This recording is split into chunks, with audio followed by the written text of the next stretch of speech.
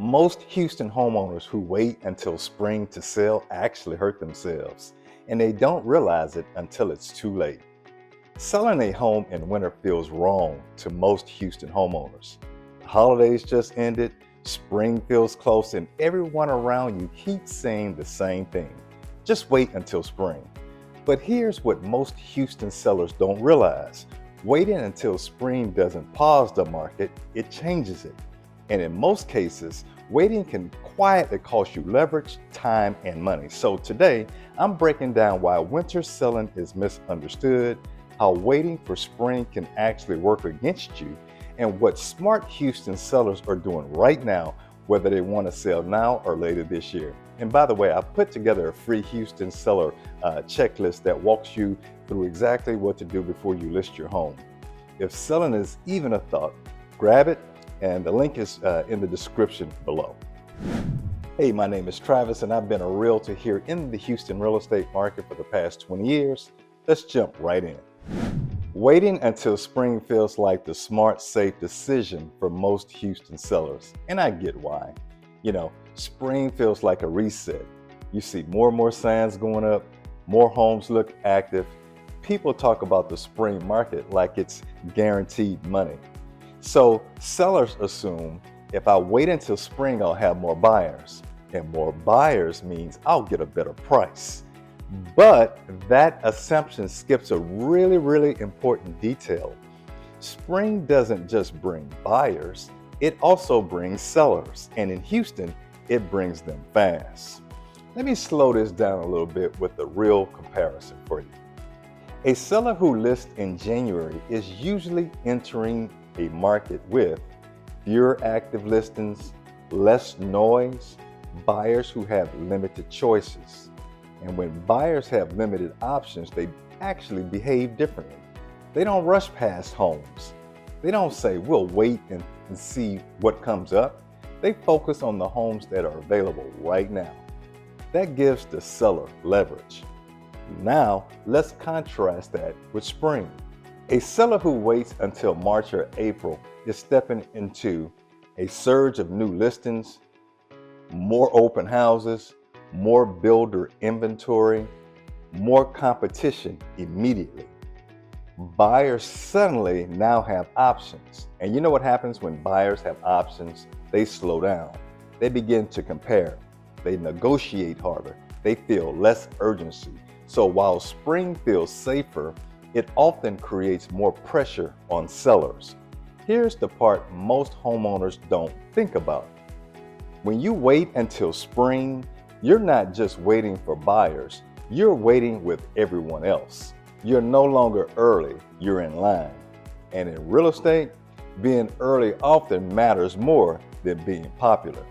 Waiting doesn't freeze the market, it changes the conditions you're stepping into.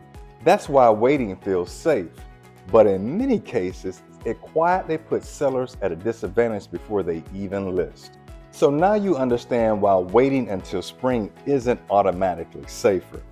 But here's the next thing most Houston sellers completely overlook. Even if you list at the right time, who you're competing against matters more than when you list. And right now, resale homes aren't just competing with other sellers, they're competing with brand new construction. That's where a lot of winter listings quietly lose leverage before buyers ever write an offer. This is one of the biggest blind spots for resale sellers in Houston. When most homeowners think about competition, they begin to think other homes like mine. But you know what? Buyers don't think that way. Buyers compare everything. They compare your home to brand new homes, builder warranties, move-in ready finishes, interest rate incentives, closing cost credits. So let's talk about what buyers actually experience. A buyer walks into a new construction model and you know what they hear? We'll cover your closing costs. We can buy your rate down. You'll get a builder warranty. You can move in with almost nothing out of pocket. Then that same buyer walks into your resale home.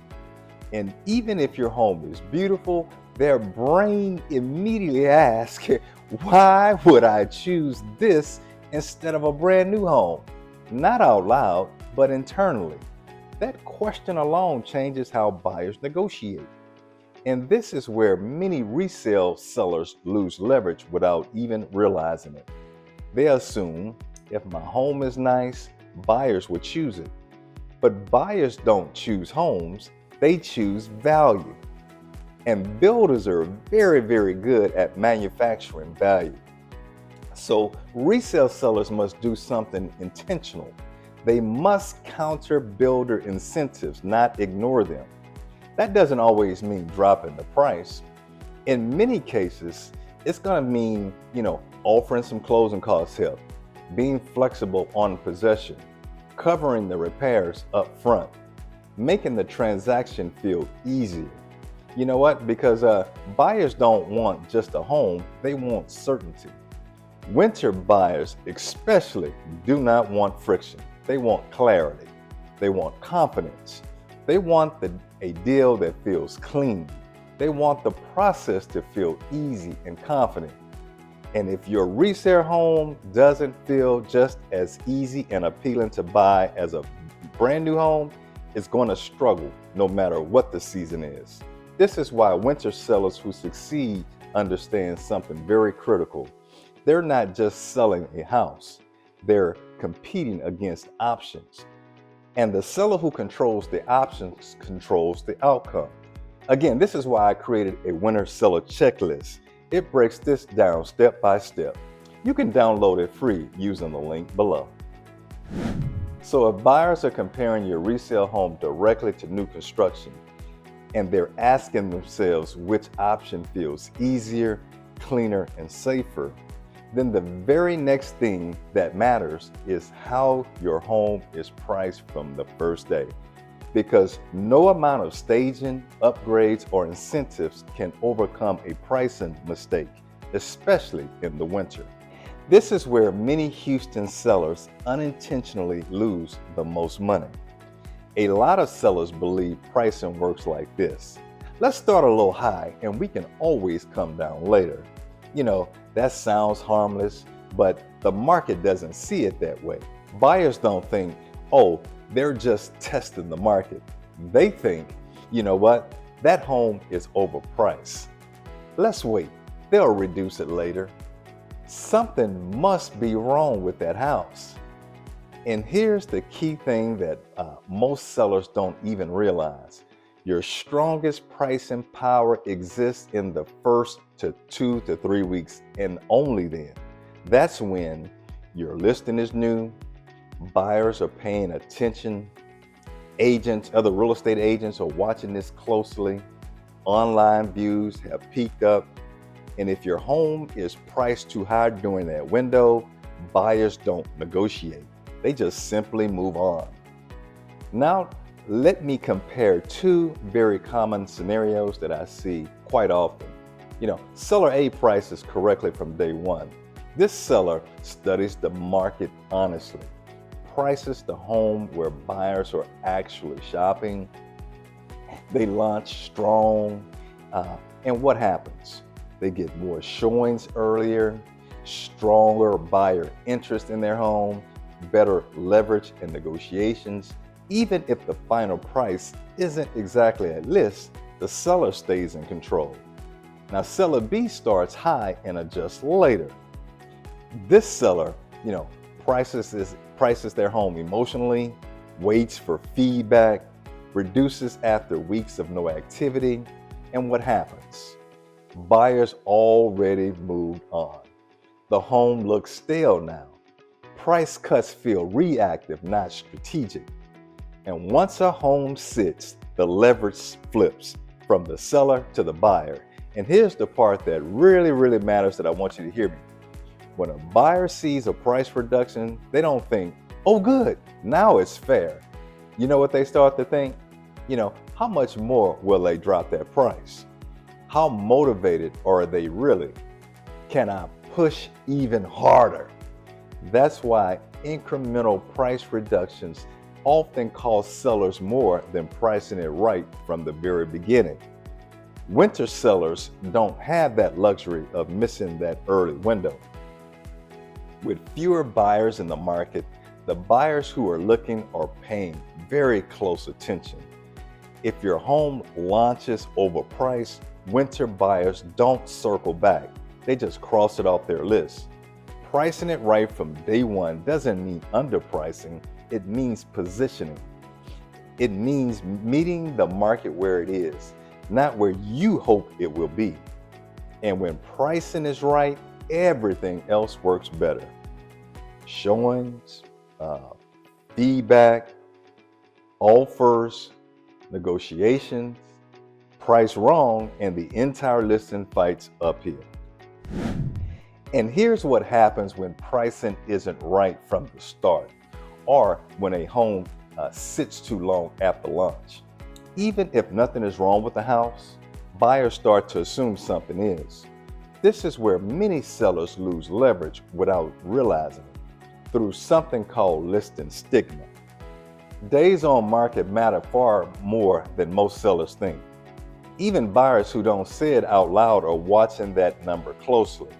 When a home has been listed for a while, buyers start asking themselves some questions.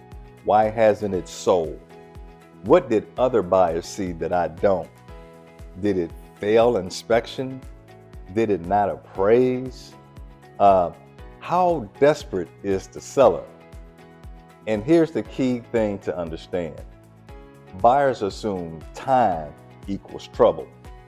Even if your home is perfectly fine, days on market quietly change the story buyers tell themselves.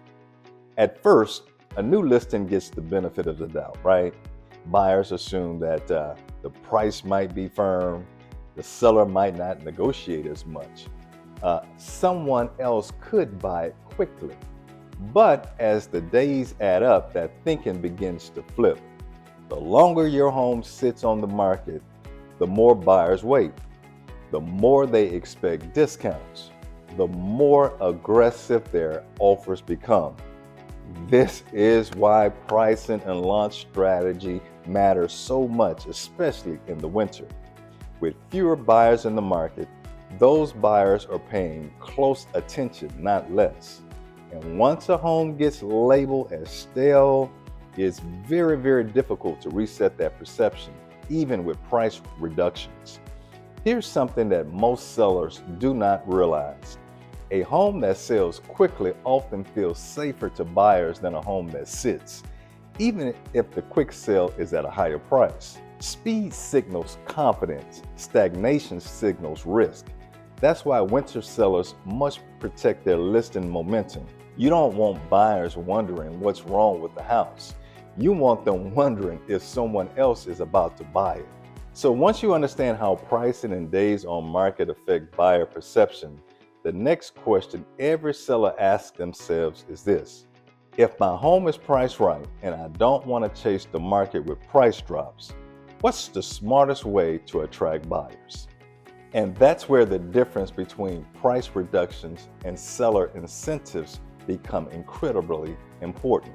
Because even when the dollar amount is the same, buyers react to those two things very, very differently. Let's talk about why incentives work better than price cuts, especially in the wintertime.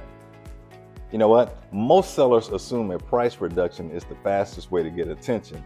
And while it does get attention, it usually works, the wrong kind of attention. A price cut tells buyers one thing immediately: this home isn't selling. Buyers don't see a price drop as generosity, they see it as weakness. They begin to start asking themselves, you know what? Why did they reduce the price? How much more will they reduce it? How motivated are they really?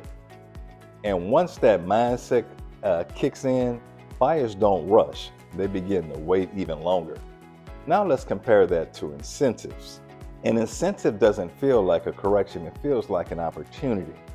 When a buyer hears, the seller will help me with my closing costs, or the seller will contribute to a rate buy down, or the seller will cover repairs up front, their mindset begins to shift.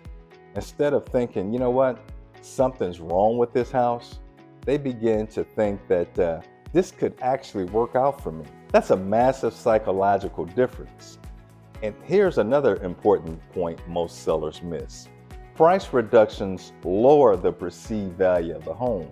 Incentives lower the cost to buy the home. Those are not the same thing. A buyer may not care if the home is $5,000, $10,000 cheaper, but they absolutely care if their monthly payment is lower, their cash needed at closing is reduced, or the transaction feels easier and safer. That's why builders rely heavily on incentives instead of price cuts. They understand buyer psychology. Winner sellers who compete successfully think the same way. Instead of reacting later with a price drop, they lead with value. They stay in control of the narrative. They make the buyer feel helped, not suspicious. And that difference often determines whether a buyer writes an offer or keeps scrolling. So once you understand how incentives work, how pricing from the start matters, and how buyer perception changes the longer a home sits, the next question sellers always ask is, okay, but should I sell right now or should I still wait? And that answer depends entirely on what kind of seller you are. Let's talk about the difference between sellers who should list now and sellers who may be better off waiting. Because winter is not a one-size-fits-all situation. Sellers who should consider selling now. If any of these apply to you, winter can actually work in your favor. You should strongly consider now if you're relocating for work, you already bought or are buying another home, you have a lease or your timeline, you can't move it, you want certainty, not speculation, or you just want less competition from other sellers. Winter rewards sellers who are motivated but realistic. You'll face, fewer competing listings, more serious buyers, cleaner negotiations. And here's something that's very important. Winter gives you very fast feedback. If your home is priced right, you're going to know it very quickly. If it's not, you'll also know that quickly. That clarity allows you to adjust before spring floods the market. Now, sellers who may want to wait, now winter may not be right for everyone. You may want to wait if your home truly isn't ready right now. You're not motivated to sell. You don't need to move right now, or timing simply doesn't work for your family. But here's the key difference that I want you to understand today between smart waiting and risky waiting. Smart waiting is intentional. Risky waiting is automatic. If you're waiting, you should be doing it with a plan, not just hoping spring fixes everything. Because spring doesn't remove challenges, it often amplifies them. The sellers who struggle the most are the ones who wait without a strategy. The sellers who succeed are the ones who decide why they're waiting and what they're doing in the meantime. Winter isn't about rushing, it's about being honest about your situation. And once you're honest about that, the decision becomes much clearer. Now, if you're watching this and thinking, I'm not ready to sell today, but I probably will be later this year, this next part is especially important because the biggest mistake sellers make isn't selling in the winter, it's waiting without a plan. And this is where smart sellers separate themselves from everyone else. If you're planning to sell in the next 3, 6, or even 12 months, winter is not a dead period, it's a preparation window. This is when smart sellers do 3 very specific things, okay? First, they get a realistic baseline. You're not gonna get some online estimate, not a guess, not what your neighbor hopes their home is worth. They get a realistic understanding of these things, what their home would sell for today, how it compares to brand new home construction, where buyers are actually shopping. This baseline matters because it tells you whether waiting helps or whether it simply delays the same outcome. Secondly, They fix the right things, not everything. One of the biggest mistakes future sellers make is over improving the home. Smart sellers don't renovate blindly. They're going to just focus on paint, they're going to focus on lighting, flooring conditions, cleanliness, and presentation. They're going to avoid over customizing the home. Big ticket projects with low return, changes buyers don't even care about. The goal isn't to make the home perfect. The goal is to make it easy and safe to say yes to. Third, they watch buyer behavior before spring. Winter shows you how buyers are actually behaving, not how sellers hope they behave. You can see, what price points move very quickly, which homes are sitting. You can also see what incentives are working and how aggressive buyers really are. That information is priceless heading into the spring. Sellers who wait until spring to learn these lessons, you are already behind. Planning early gives you the control. Waiting blindly gives the market control. And that's the difference between sellers who feel confident when they list and sellers who feel reactive. So whether you're ready to sell right now or you're planning to move later this year, everything we've talked about today really comes down to one thing: making a decision based on strategy, not assumptions. And this is where I want to bring everything together. Let's zoom out for a moment. Winter isn't automatically a bad time to sell, and spring isn't automatically a better one. What really matters is how much competition you're going to be facing, how buyers are behaving, how your home is positioned, and whether or not you have a clear plan. Some sellers benefit from listing in the winter because, number one, there's less competition, buyers are more serious at this time, and pricing power exists early. Other sellers are better off waiting, but only if they're waiting intentionally, with preparation and with a strategy. The mistake I see most often is sellers doing nothing and hoping timing fixes everything. Timing does not fix pricing. Timing doesn't fix competition. Timing doesn't fix buyer perception. Strategy does. That's why I always encourage Houston homeowners to start with information, not guessing. Now, if you're thinking about selling this winter or early spring, be sure to download my Houston Winter Seller Checklist and request a free market analysis. Both links are going to be downloaded in the description below. That gives you a clear picture of what your home could sell for today, and how it compares to new builds and resale, and whether waiting actually helps your situation or not. There's no pressure, there's no obligation, you're just going to get some clarity.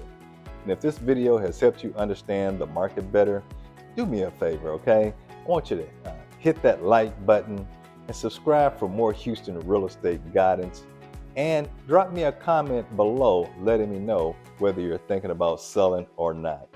That helps this video reach more Houston homeowners who are asking the very same questions that you are at this time. Well, my friends, I want to thank you for watching today. And until the next video, we hope to see you around town.